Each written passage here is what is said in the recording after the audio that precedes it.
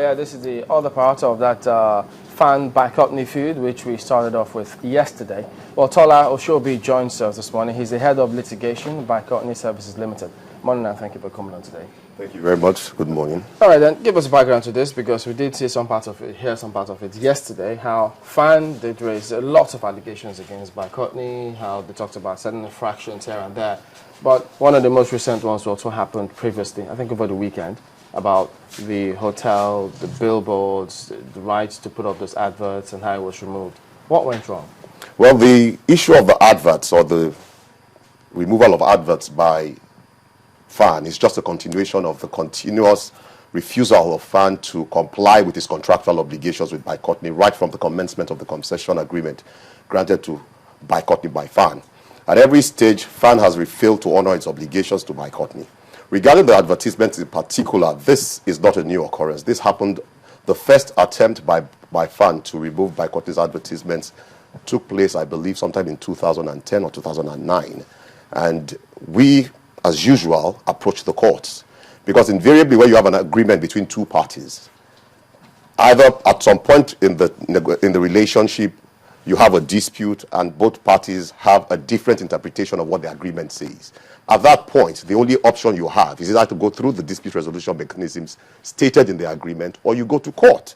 In this particular instance, we went to court, and the court represented the issues to the court, and the court held or declared that Bi-Courtney had no right to remove our adverts. And if they had an issue with the adverts, Bi-Courtney or I'm sorry, that FAAN had no right to remove our adverts. And if they had a problem with the advert, the appropriate thing was to go through the dispute resolution mechanisms set out in the agreement. And this judgment was delivered. FAAN participated in the proceedings. They were represented by counsel. They never appealed against the judgment. They had the option to either appeal against the judgment or alternatively to follow the directive of the court and go through the dispute resolution mechanism stated in the agreement. They did neither of these things. This is the appropriate, legal, responsible, ethical, and moral thing to do, which they did not do. And they claim that you ought to have been remitting some money to them from the adverts, and you haven't been remitting anything. Did your contract or your agreement say anything about remitting monies that you should have remitted? That is absolutely incorrect. There's nothing in the contract that requires us to remit money to FAAN regarding our adverts. Regarding the concession of, well, there are two issues here. We have the hotel, which is governed by separate agreement from the concession agreement for the airport. Now, regarding the concession agreement for the airport, yes, indeed, there is a concession fee, a general concession fee payable to the government. Now, this concession fee is not on advert revenues, it's on the global revenues derived, because the concession sets out various revenue streams from which Bi-Courtney is expected to derive income to recover its investment and to make a profit from the project. Now, there is no specific requirement to make remissions to FAAN for advertisement. There's a general concession fee. But the truth is that as of today, FAAN is owing Bi-Courtney a phenomenal amount of money, which is way, way, way above whatever claims. In fact, FAAN has no basis to make any claims against Bi-Courtney today. But FAAN here says, I mean, and it's everywhere, that Bi-Courtney Services Limited owes them 19.6 billion naira for services it rendered to the operators of the MMA2 terminal since it started operations on September 8, 2007. And this is from Yakubu Dati's comments. Okay, well, I mean, as I said earlier, when two parties go into a transaction, they usually document the transaction as a contract to bind them. A contract has been defined as private law made by individuals or persons or entities, more than two or more persons, to govern their relationships, which the court will enforce. Now, they say we are owing them 19 billion. As I said, either party can make any allegations he or she pleases or it pleases, and the other party can deny it. Where you have that kind of situation, as I said, you go through the dispute resolution mechanisms in your contract, and where there are none, then you go to court. And that is the appropriate thing. Of course, we dispute that amount.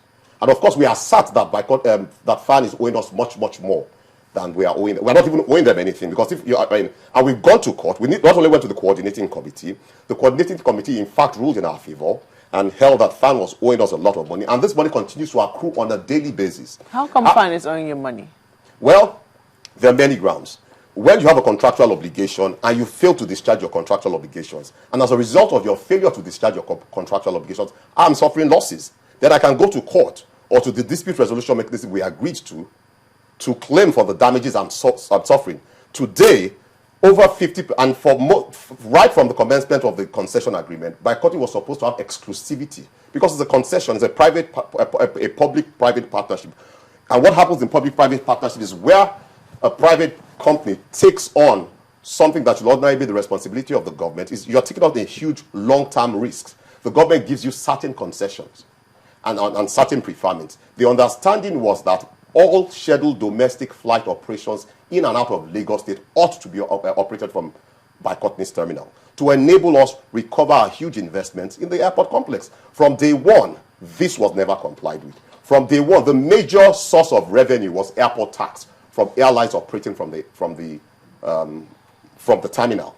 That is the major key source of revenues based on which our financiers modeled or premised their assumptions for advancing money to Bi-Courtney. Now, that was the main source of revenue, and it is based on passenger traffic. From inception, over 50% of passengers were not flying from our terminal, and that remains the case until today because FAAN is illegally operating scheduled domestic flights from other terminals, contrary to the contractual obligations they have with Bi-Courtney. You say illegally? Illegally. Definitely illegally, because it's clear in the contract, it's stated in the contract they infringed it. We went to the coordinating committee. The coordinating committee, which is the dispute resolution, the first stage of the dispute resolution mechanism in the concession agreement, confirmed and directed FAAN to transfer all operations to our terminal.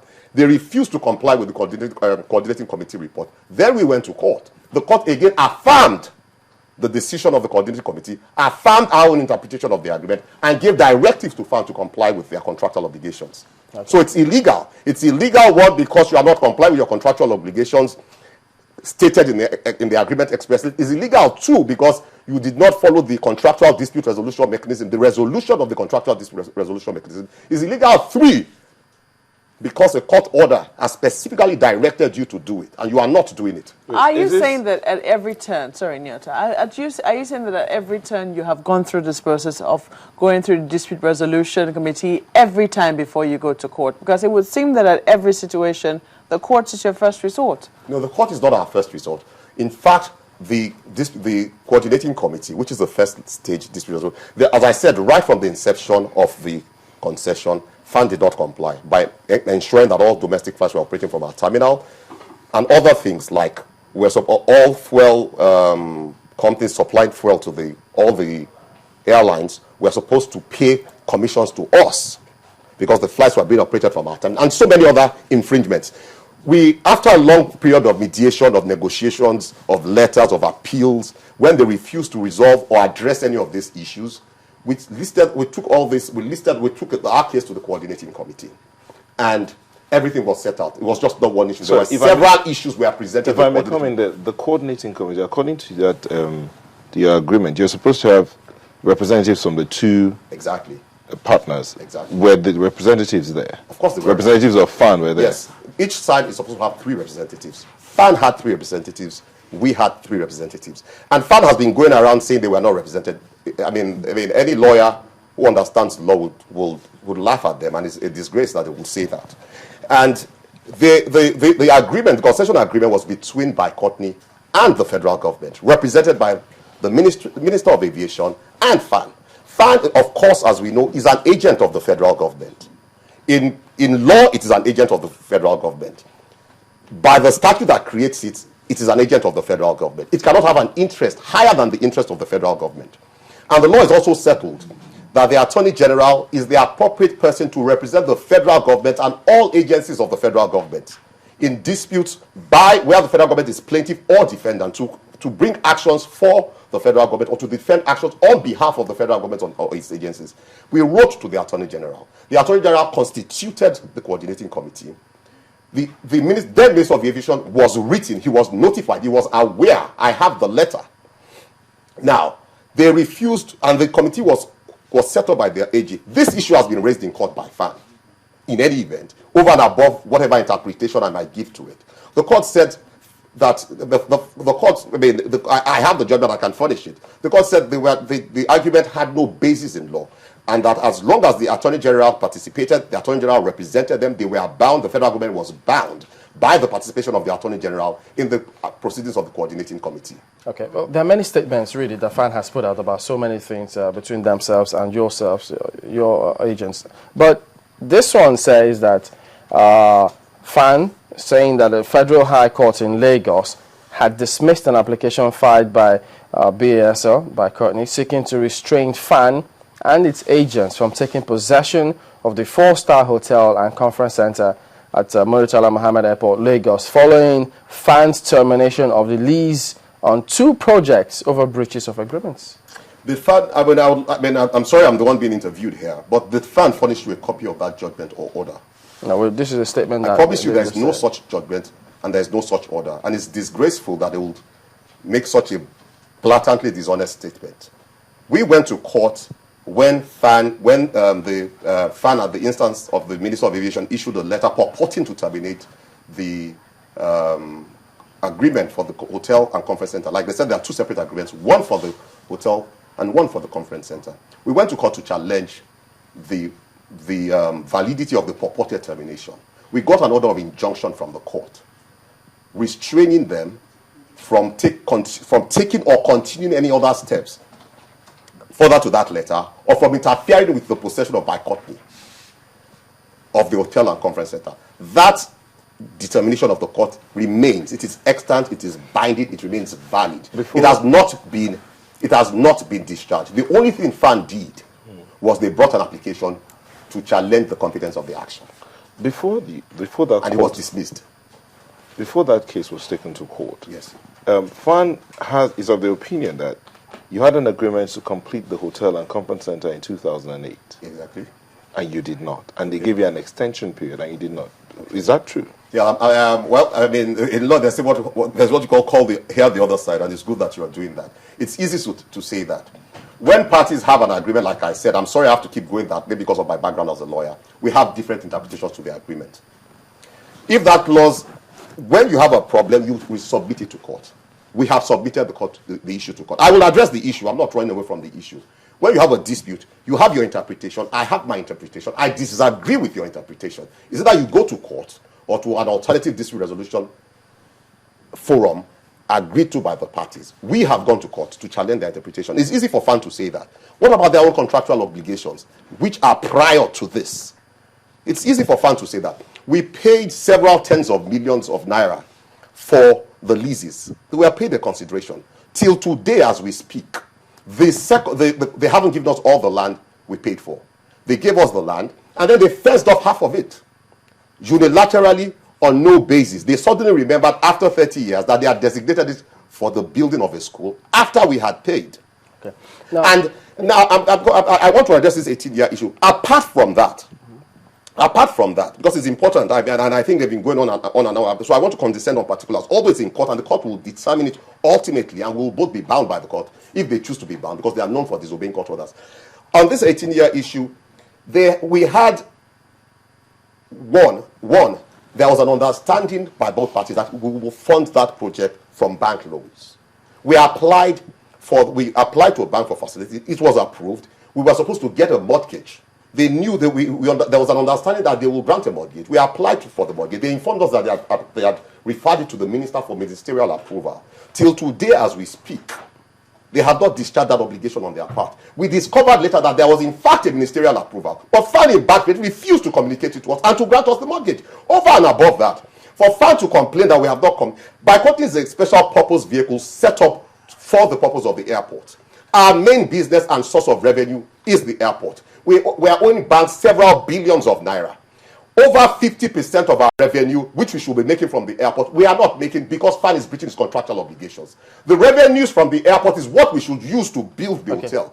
So when you are saying we have not built in 18 years and you have made it impossible for us to complete in 18 months, on what basis? And in any event, it's before the court. Let them make that case before the court and we will meet them. Well, I've heard people say that in the first instance, how Bi-Courtney got this contract, they say raises a lot of questions. They ask, was there an open bay? How could there be a concession that Bi-Courtney run, build, operate, and transfer for 50 years? Is that true? It's an absolute lie that the concession agreement is for 50 years. The question of whether there's an open bid, I'm happy you've raised that question. There was in fact an open bid. the concession was in fact advertised in several national newspapers. Bi-Courtney, along with several companies, submitted a bid for the project. Bi-Courtney did not win the bid. A separate company got the bid, Sanderton Ventures Limited. After 12 months or thereabouts, when the project did not take off under the original winner of the bid, we did not win the bid. So it's a big and a disgraceful lie that FAAN would come and make that kind of statement. It was only after the original winner of the bid was unable to commence the project that we were approached as reserve bidders. We came second to come in. So it is not true that it was not advertised. It's not true that it was not a competitive bid. We did not even win the bid to start with. So what is this groundswell against Bi-Courtney? Because first it was Lagos Ibadan Expressway. The state Bi-Courtney was not doing anything about it. Eventually what happened. And now you have the airport, and now you have this terminal. What's going on? I honestly don't know. I think the Nigerian government and public servants in particular, even when the policy of government is, because the government has stated over and over again that they are committed to public-private partnerships. They state over and over again that government cannot fund or provide the infrastructure needed in the country to bridge the infrastructure deficit. You say that over and over again. You say it's your stated policy to promote public-private partnership and build, operate, transfer initiatives. And then you turn around and make it impossible for them to function. You from the word go, from day one, federal government and FAAN did not comply with their contractual obligations from day one. Now, how do we approach lenders? The lenders who founded the airport, we're having issues with them. How do we approach international lenders when we're having problems with local lenders? In respect of what a transaction I worked with, the lenders said they would not extend any money. Because I've done some project finance as a lawyer. They will not extend any money for that project in Nigeria except they get a guarantee from the federal government. And not only a guarantee, they wanted a standby letter of credit so that whenever the government breaches any of their obligations, they would immediately be able to debit that letter of credit without reference to the government. Once an independent assessor agreed to by the parties, find that the government has been in default and assesses the amount in default. And then I asked them, is that what obtains all over the world? I was talking to international financiers, and they told me that no, if it was in North America or Western Europe or any other country, maybe Japan, South Korea, they would not require any such guarantee. And that the only reason, because they know that one, the government will probably honor its contractual obligation, but where it doesn't, they will go to court, they will get justice, and the government will comply with the court order. If the government of the day were to say, because, I mean, given the comments coming from everywhere about the nature of the concession agreement, what if FAAN says, all right, look, we might have signed this in error. We want out. What do they have to do? Well, there's nothing like signing an agreement in error. Once you sign it, there's a doctrine of law called pacta sunt servanda. Agreements once signed are binding. If that was the case, anyone will jump out of an agreement after I've invested billions of naira or billions of dollars. I've changed my position to my own damage. Can they buy it? And then you can unilaterally withdraw from the agreement. In any event, if you want to withdraw from the agreement, if you have a valid basis for withdrawing from the agreement, then you go to the dispute resolution mechanisms or you go to court. And then say for A, B, C, D reasons, I think I am entitled to withdraw from this agreement. All right. How many times have you gone to court now, just quickly, on a plethora of issues? Well, it's difficult to say. Well, we went to court principally, and we were made to look like the litigious ones. But the truth is that we went to court once after we got the coordinating committee report in our favor, which they refused to comply with. And after we got that court judgment, the federal government has appealed several times through different agencies, and the was resolved against the government. All right. So it wasn't like we went to court on all instances. Okay, I'm afraid we're out of time on this one, but we have to let it go. Tola Oshobi is the Head of Litigation, Bi-Courtney Services Limited. Thank you for coming on this morning. Thank you.